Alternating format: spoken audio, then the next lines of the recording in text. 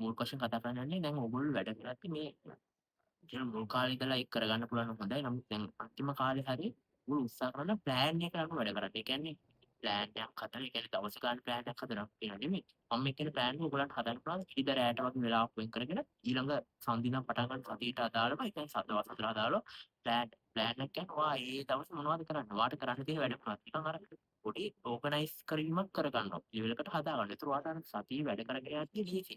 කියන්නේ අර මනස රිලැක්ස් එකේ පිළිවෙල වැඩ ටික කරගෙන යන්න පුළුවන්. ඔයා දන්නවා හෙට කරන්න තියෙන මේ ටික අර මනස ක්ලියර්. අර මේ ටික කරගන්න බැරි වේද? මේ වැඩ ගොඩ ගැහෙනවා නේද? අර ගොඩ ගැහුණු වැඩත් ඔයා කරගන්න වෙලාවක් වෙන් කරගෙන වෙනම අර ප්ලෑන් එකක් හදලා තියලා නිදා ගන්න. තියලා තමයි ඔයා වැඩ කරන්න පටන් ගන්න. වැඩ කරගෙන යන්නේ. ඒතකොට ඔයාට අර හොඳ රිලැක්ස් එකේ වැඩ ටික කරගෙන යන්න පුළුවන්.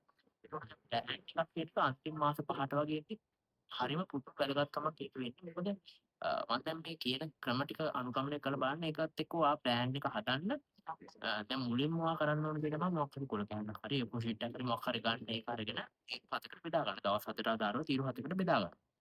ඊට පස්සේ දවස් 7 ලියාගෙන වෙනම වෙලාව පැයට විතර දාගෙන බලන්න මුලින්ම ඔයා වෙන් කරගන්න ඔයාට තියෙන වෙලාවල් ටික. තියරි, පේපර් ක්ලාස්, පේපර්ස් වල ඩිස්කෂන් ඒවා අර ඔයා ෂෙඩියුල් ටයිම් ටිකන්නේ තියෙන්නේ. කියන්නේ ඒ වෙලාවට ඔයාට දැන් මේ කාලේ නම් බොහෝ වෙලාවට ලයිව් යන්න පුළුවන්. පන්ති ටික ලයිව් යන්නේ. ඒවා මොනවා රෙකෝඩින් ගොඩ ගහ ගන්න එපා. ඒවා අන්තිම රෙකෝඩින් ගොඩ ගහුවොත් ඒවා බලන්න වෙන්නේ නැහැ. දැන්ට සමහර රෙකෝඩින් ගොඩ ගහලා ඇති.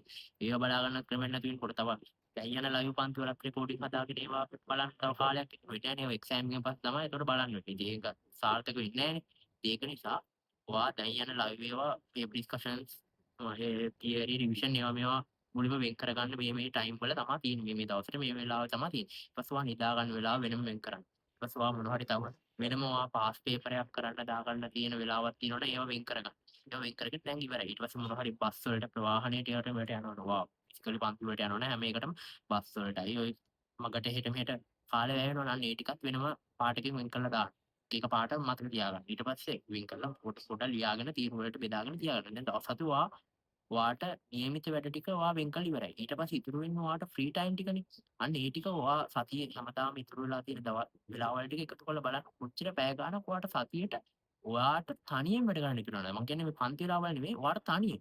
ඔයාට එදා ඒ සතියේ මොනවාට තීරි පන්ති කියලා ඉගෙන ගත්තේ වෙන්න පුළුවන්. පේපර් ක්ලාස් එකට කියලා ලියෝ පේපර් එකට පුළුවන්. ඒවා මොනවාට ක්ලාස් පේපර් එකක් ලියෝ එක විවරණය කර ගන්නවා වෙන්න පුළුවන්. අන්න ඒවා තනියෙන් කරන වැඩනේ. ඒවා ඔයා තාත් එක්කවත් එහෙම ඔයා තනියෙන් තමන් සතියේ කොච්චරක් වැඩ කරාද තමන් එක විෂය මොන මට්ටමේදී ඉන්නේ කියන එක තමන්ව මේ කොච්චර මැනගන්නවා. අන්න ඒ වෙනුවෙන් ඔයාට වැය කරන්න පුළුවන් වෙලාව තමයි අර ඉතුරු වෙන ෆ්‍රී ටයිම් එක කියන්නේ. අන්න ඒක බලන්න අරගෙන බලලා මේ වෙලාව හරියට සමාන කොටස් දෙකකට බෙදලා බලන්න. අන්න ඒක තමයි ඔයාට එක විෂයකට සතියකට වැඩ කරන්න හම්බෙන වෙලාව. එක විෂයකට තනියෙන් වැඩ කරන්න හම්බෙන වෙලාව. හරිද?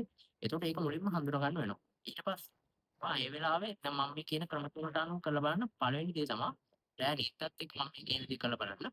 ඔයා රෑ නිින්දට යද්දි සාමාන්‍යයෙන් අප් කරන්නේ සාමාන්‍යයෙන් බොහෝ අය කරන්නේ ගොඩක් අය කරන්නේ දැන් මොනවා හරි එක නිදාගන්න එක වෙනකම් හරි රෙකෝඩින් එකක් බලන එක වෙනකම් පන්ති වල වැඩ කරනවා අන්තිමට අර මනස රිලැක්ස් නැහැ මොනවා හරි භාගයට වැඩ නවත්තලා දාලා නිදිමත ඇවිල්ලා නිදාගෙන යනවා අන්තිමට හෙට ඊළඟ දවසත් නිකන් අර ප්‍රෙෂර් එකේ තමයි ඉන්නේ අයියෝ මේ වැඩ කරගන්නත් උඩ මේ වැඩ ඉතුරු වුණා නේද කියන අර ප්‍රෙෂර් එකක් පොඩි තියෙනවා ඒකට අර හරියට නිින්ද යන්නේ නැහැ ඊළඟ දවස් වැඩ ටික හරියට කරගන්න වෙන්නේ එතන අවුලක් හිටියි ඒක නිසා මම කියන්නේ මොනවා එකට නිදාගන්න ඊට පැයක් විතර කලින් 12ට විතර ඔයා ෆෝන් ඩිජිටල් ඩිවයිසස් ඒවා ඔක්කොම අයින් කරලා ඔයා එදා මොනවද තීරි පන්තියට ගියා වෙන්න පුළුවන් රිවිෂන් එක ඉගෙන ගත්ත දේවල් වෙන්න පුළුවන් පේපර් ක්ලාස් එක පේපර් එකක් ලියුවා වෙන්න පුළුවන් අන්න ඒව ඔක්කොම අරන් බලන්න. ඔයා අරන් බලලා නිකන් පිටපල්ලෙන් බලලා පුළුවන් නම් මතකෙන් රිවයිස් කරන්න වගේ උත්සාහ කරන්න. එහෙම නැත්නම් ඔයා මේ මතකෙන් රිවයිස් කරලා බලන්න නැත්නම් ඔයාට පුළුවන් ඒවා රිවයිස් කරද්දී ඔයාට තේරෙනවා අද පන්තියේ මම හොඳට පිළිවෙලට හිටියත් මම ඔක්කොම අහගෙන හිටියත් මම කොච්චරක් දුරට අද ඉගෙන ගත්තේවා සාර්ථකද අද පේපරේ වැරදුණු ප්‍රශ්න මොනවද කියලා ඔයාම රිවිව් කරගන්න. අර ඒතකොට එදා දවසේ ඔයා හොඳට වැඩක් කරගත්තද කියන එක ගැන ඔයාටම මැනගන්න පුළුවන් වෙනවා. අන්න එහෙම 12 ඉඳන් අපි එකට හිතා ගන්නවා නම් 12ට විතරට නැවැත්තුවා 12 ඉඳන් විනාඩි 15ක් විතරට එඩිට් කරා. ඒතකොට නින්දට යද්දි හොඳ සැටිස්ෆයිඩ් නින්දට යන්නේ. මම අද හොඳ වැඩක් කරගෙන තියෙනවා නේද? හොඳට වැඩ ටිකක් ඊට වඩා හොඳ හෙට දවසේ වැඩ ටික කරගන්නවා කියන්නේ මානසිකත්වයක් ඇදෙන හෙටකොට. හරිද? ඒක මූලික වශයෙන්. ඊට පස්සේ ඔයාට පුළුවන් නැත්නම් රැයට ඊට පස්සේ තව විනාඩි 45ක් විතර ඉතුරු වෙන ඒ වෙලාවට මොනවා හරි එසේ එකක් අරගෙන කරලා ඒක විවරණය කරලා ඒ වගේ ඉවරයක් කරගන්න පුළුවන්. අන්න ඒක තව වැඩක්. හරිද?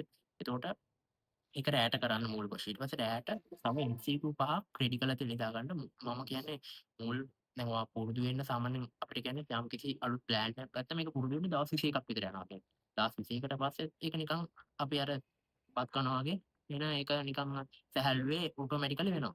අර එතකන් අරක අපි අර ප්‍රෙෂරයිස් කරලා මේ පුරුදු කරගන්න ඕනේ. අන්න ඒ වගේ දවස් 21ක් හරියට කරගන්න වෙනවා. ඉතින් ඒක නිසා අර මුලින් ඔයා මුල් සතිය විතර රැට එහෙම නිදා ගන්න කලින් ඊළඟ දවසේ කරන්න කියලා MCQ 5ක් කලින් කරපුවා හරි කමක් නැහැ. පේපර් ක්ලාස් එක හරි කමක් නැහැ. පොඩ්ඩක් MCQ 5 රෙඩි කරලා තියලා දාගන්න. උදේ නැගිට ගමන් අර MCQ 5 කරා වැඩ පටන් ගත්තා. අර එතකොට අර සමහර අයට උදේ නැගිට ගමන් වැඩ පටන් ගන්න අමාරුයි. සමහර අය හෙට මෙහෙට වැඩ වෙන ඉන්න වැඩක් වෙන්නේ නැහැ. ඉතින් අර මොනවහරි දැන් හෙට උදේ ෆිසික්ස් පේපර් ක්ලාස් එකක් යනවා කියන්නකො. අද රැට මේ මොනවහරි ෆිසික්ස් MCQ රෙඩි කරලා තියලා දානවා. හෙට උදේ අර ෆිසික්ස් MCQ ටික කරනවා. අර එතකොට පේපර් ක්ලාස් එකටත් අර නිකන් රෙඩි වෙලා වගේ යන්නේ. අර ඒක කරලා බලන්න මුලින් ටිකක් ලේසි MCQ ටිකක් තෝරාගෙන බලන්න. ඊට පස්සේ අමාරුවක් ගන්න. එතකොට නොදැනීම සතියට MCQ 35ක් විතර කෙරලා. 4 5 ඉක්වල. ඕන ඔයාට MCQ 5ක් මදි නම් 10ක් විතර දාගන්න පුළුවන්. ඒතකොට නොදැනීම MCQ ටිකක් අමතරව කෙරිලානේ. ඒතකොට ඒක ඔයාට අර අමතර වාසියක් වෙනවා. ඉතින් ඒක කරලා බලන්න. ඒක ඊළඟ එක. ඊට පස්සේ අනිත් දේ තමයි ඔයගොල්ලෝ දැන් සමහර අය හිතනවා පේපර් ක්ලාස් එකක් ලිව්වා, පේපර් එකක් ලිව්වා, ඒක ඩිස්කෂන් එක බැලුවා. එතනින් ඉවරයි. අපේ එහෙම කරලා ඉන්නවා. සමහර අයට හැමදාම දැන් ලකුණු 50යි නෙන්නේ. මුල් කාලේ 50යි, දැන් ඉතින් 55යි. 50 55 ඒ අතර තමයි යන්නේ. ඊට වඩා වැඩි වෙන්නේ නැහැ. මොකද අර එයා කියනවා මම පේපර් ක්ලාස් උත් යනවා, පේපර් ඩිස්කෂන් එකක් බලනවා, හරියට විවරණයක් කරනවා. ඒත් ලකුණු වැඩි වෙන්නේ නැහැ නේද? මොකක්ද මේකට කරන්න කියලා. ඒකට කරන්න ඕන දේ තමයි ඔයා සතියට රිවිව් ටයිම් එකක් දාගන්න ඕනේ. ඒ කියන්නේ මෙහෙම මම නම් කියන්නේ දැන් පේපර් ක්ලාස් ඔයාලා මම ෆිසික්ස් පේපර් ක්ලාස් එකක් මම උදා ගන්නවා. ෆිසික්ස් පේපර් ක්ලාස් ඔයාලට බ්‍රහස්පතින්දා උදේ තියෙනවා. ෆිසිකලට ඔන්ලයින් හරි ගිහලා ලියනවා. ඔයා බදාදා හවසට රෑ වෙලාවට වගේ පොඩි වෙලාවක් පැය දෙකක් විතර වෙන් කරගන්නවා. එදා ගිය සතියේ කරපු චේ රිපෝට් ටික අරන් බලනවා.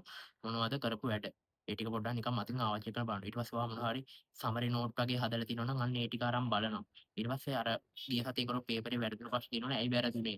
මේවා හදා ගන්න පුළුවන් ප්‍රශ්න නේද? අපරාධෙට මේ වැරදුනේ කියලා අර පොඩ්ඩක් අර තමන් කරපු වැරදි මොනවද කියන එක ගැන තමන් අවබෝධයක් ගන්න. ඒකට එහෙම අවබෝධයක් කරගෙන පේපර් ක්ලාස් එකට කලින් පොඩ්ඩක් රෙඩි වෙලා තමයි පේපර් ක්ලාස් එකට යන්නේ. අර එතකොට ඔයා බලන්න ඔයාට අර ඊයේ සතියේ කරපු වැඩ ටික ඔයා යාර පේපර් ඊළඟ සතියේ පේපර් ක්ලාස් එකට යන්න කලින් දවසේ බලනවනේ. ඒතකොට ඊළඟ සමහරවට ඔයා පේපර්ස් කීපයක් එක ළඟ ලියපු ආරම්භ බලන්න ඔයා ගොඩක් වෙලාට එකම වැරදි ටිකක් එක ළඟ පේපර් වල කරලා තියෙනවා. අනිත් ඔයා පේපර් ක්ලාස් එක ලියන ඩිසිෂන් එක බැලුවා කියලා අර වැරද්ද හදාගෙන නැහැ නේ.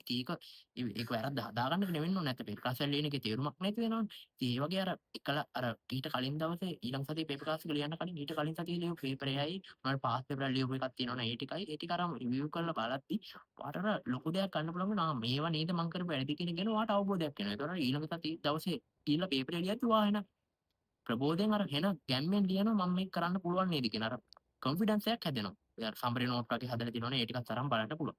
ඉතින් මම මේ කිව්ව ක්‍රම ටික අනුගමනය කරලා බලන්න ඔයාට දැන් මේ තියෙන කාලේ මදි කියලා හිතන්න එපා. දැන් තව මාස 5ක් විතර තියෙනවා ඔයාලන්ට ඒ වෙලෙල් වලට සූදානම් වෙන්න. ඉතින් 5 වෙනාට නම් අනිත් අනේ ඊට වඩා කාලේ තියෙනවා. ඉතින් මේ අර තියෙන කාලෙන් අමතප්පරේම ඔයාර නිකන් අනවශ්‍ය දේවල් වලට වෙලා වෙන් කරගන්න නිකන් ලස්සන කර ෂෝට් නෝට් හදනවා හරි නෝට් ලියනවා හරි ඒව කරනවා වෙනුවට ඔයාට පුළුවන් ලකුණු වැඩි කරගන්න කියන මානසිකත්වයෙන්ම හැම තප්පරෙම යොදවන්න. හැම තප්පරයක්ම යොදවන තප්පරයක්ම ලකුණු වැඩි කරගන්න පුළුවන් වෙන දේවල් වලට යොදවන්න. නිකන් අනවශ්‍ය ප්‍රශ්න විවරණය කර ඉන්නවට වඩා අර ඔයාට වැරදුණු ප්‍රශ්නයක් හදාගන්න බලන්න මේ වෙලාව. ඒකට ඔයාට ලොකු ලකුණකට මේ තියෙන කාලේ යන්න පුළුවන්.